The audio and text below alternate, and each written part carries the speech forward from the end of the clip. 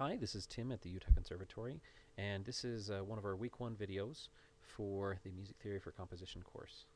Today in this video we're going to be talking about our schedule, how we use that schedule to do all of our assignments, and what the different assignments are, and our online learning resources that we'll be using throughout this course. Now, each online learning resource, as just kind of a heads up, does have two aspects to it. We're only going to be focusing for this course on the music theory aspect, but there's also an ear training section with each of these resources we're going to talk about that will become very critical as you go through this course. And again, we're not going to be focusing on the ear training, but it'll become really useful as a musician and as a composer. So I'd encourage you, even if you don't have too much time, to just devote a little bit of time to that ear training section. Again, we're not going to do it with this course, but spend some time with it. It's very valuable for musicians. So the first thing we're going to be talking about today is our schedule for the class. And the schedule will have links to the different learning, as well as the assignments and everything you know for each week.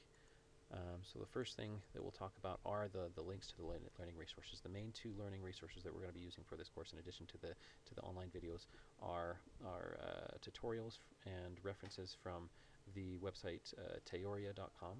An excellent resource, both again for the music theory as well as for the ear training exercises. And there should be links to all of these, and if for some reason the links aren't working, you can also follow the path that I've written into the course here. With all of these learning assignments, there will also be approximate times for them, so you can plan ahead and say, hey, I've got 2 to 3 minutes, let me do one of these learning resources. And also you can schedule your week accordingly with this. Also with this, there will be the weekly assignments that will be listed there. Some of the assignments will also have different levels, so there will be some variation in that. There will be some basic assignments if you just want to spend a little bit of time with that assignment that week, an intermediate level assignment, and an advanced assignment, as well as a free form if you want to spend lots of time and just really delve into that assignment.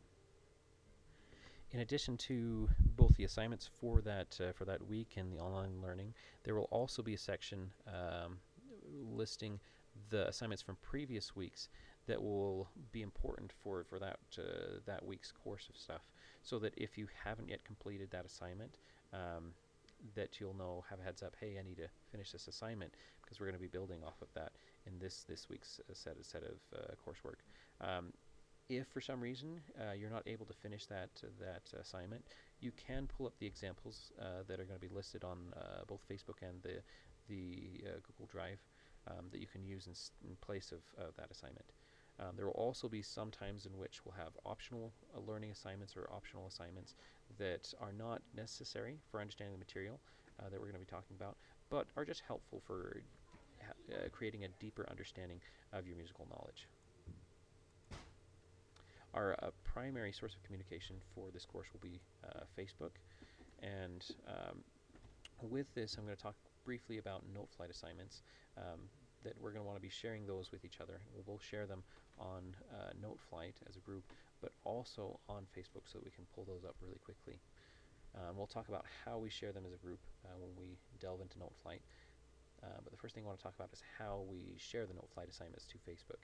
So the first thing you're going to want to do is to change who can view the Noteflight assignment that you've created.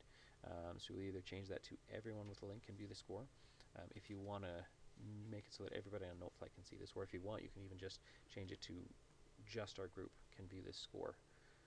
After that, you're going to pull up the links, either an embedded player or just the link, and copy the link that it puts down there and put that on Facebook. Now, a big part of this course is going to be class collaboration.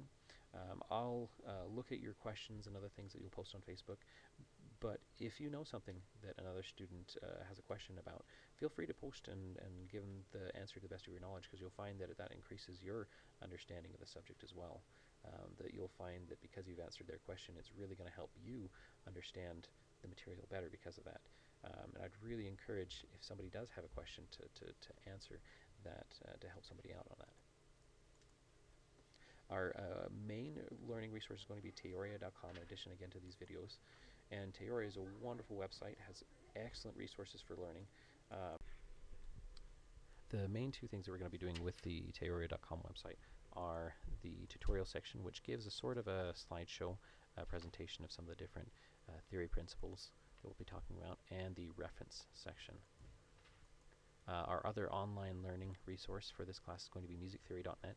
Excellent resource for both ear training again and for the theory learning. You'll go to the lessons section primarily with musictheory.net. That lesson section follows the same sort of format with Theoria's tutorials, that it'll give sort of a slideshow presentation of the different theory principles.